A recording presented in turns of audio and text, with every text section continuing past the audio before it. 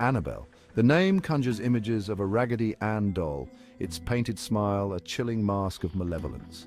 This isn't just a child's toy, it's a vessel of terror, a conduit for a dark entity that has plagued lives for decades. Annabelle's story isn't a campfire tale, it's a documented case of paranormal activity investigated by renowned demonologists Ed and Lorraine Warren.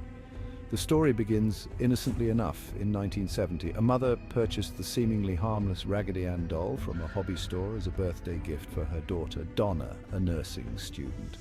Donna, living with her roommate Angie, placed the doll on her bed, an unassuming addition to their apartment decor. Little did they know this innocent act would unleash a torrent of unsettling events, forever changing their lives. Annabelle's story serves as a chilling reminder that evil can lurk in the most unexpected places, even in the innocent guise of a child's toy. At first, the strange occurrences were subtle.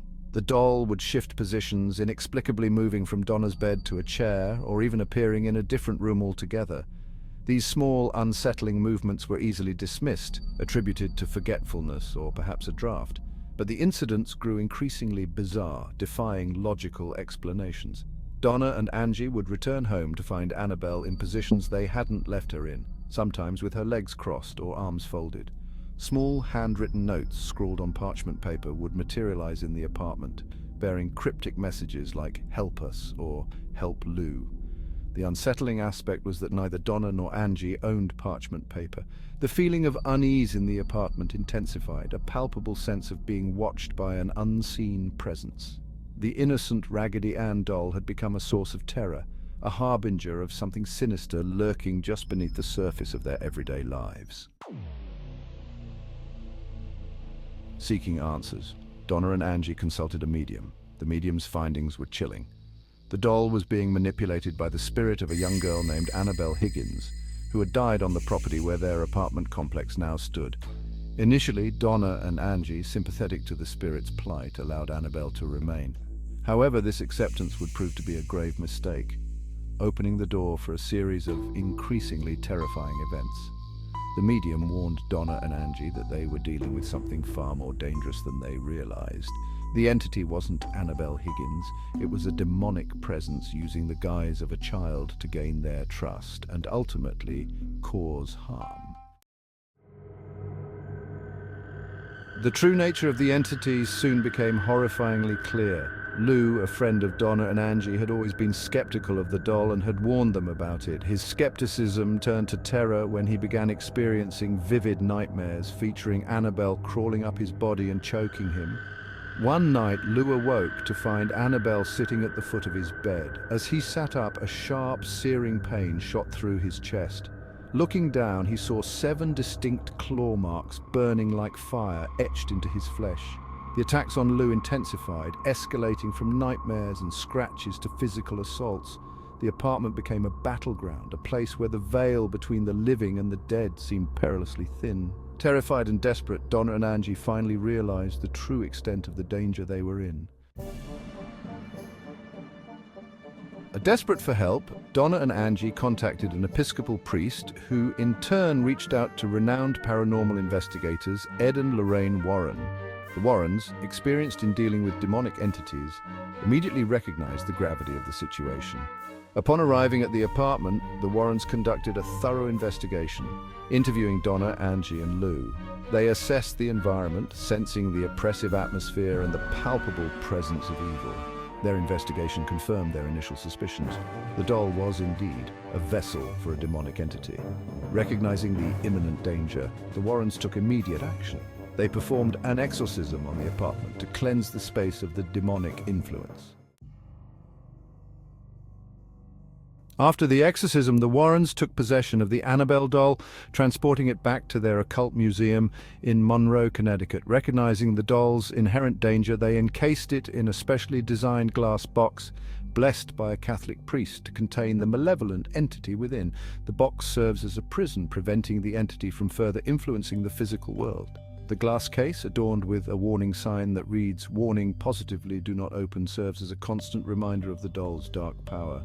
The Warrens Museum, a repository of haunted objects, stands as a testament to their decades of paranormal investigations.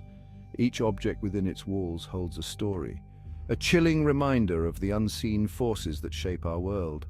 Annabelle holds a special place, not for its historical significance, but for its sheer malevolence. Despite the warnings, the allure of the unknown, the morbid curiosity surrounding Annabelle has led to several incidents. Visitors to the museum, skeptical of the doll's power, have reportedly taunted and challenged the entity, often with dire consequences. Stories abound of motorcycle accidents, sudden illnesses, and even deaths, plaguing those who dared to disrespect the doll and the entity it harbors. One particular incident involved a young man who, after visiting the museum and mocking Annabelle, died in a motorcycle accident on his way home. His girlfriend, who had accompanied him, survived but sustained serious injuries. While skeptics might dismiss these incidents as coincidence, believers see them as proof of Annabelle's malevolent power. The consequences of disrespecting Annabelle are not limited to physical harm. Many visitors report experiencing a sense of unease, a feeling of being watched, or even being touched by an unseen presence. The story of Annabelle has transcended the realm of paranormal investigation, becoming a cultural phenomenon. The doll has inspired numerous books, documentaries, and Hollywood films, further cementing its place in the annals of horror.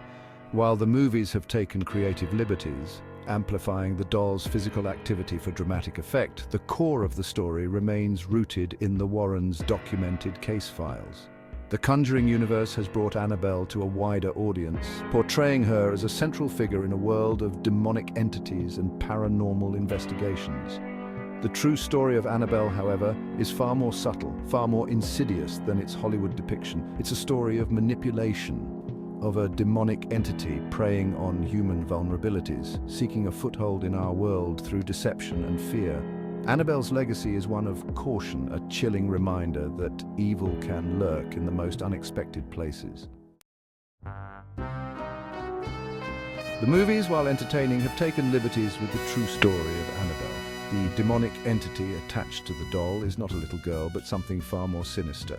The films depict a more active, physically aggressive Annabelle, while the real doll's power lies in its subtle manipulations, its ability to instill fear and dread, and its ultimate goal of possessing a human host.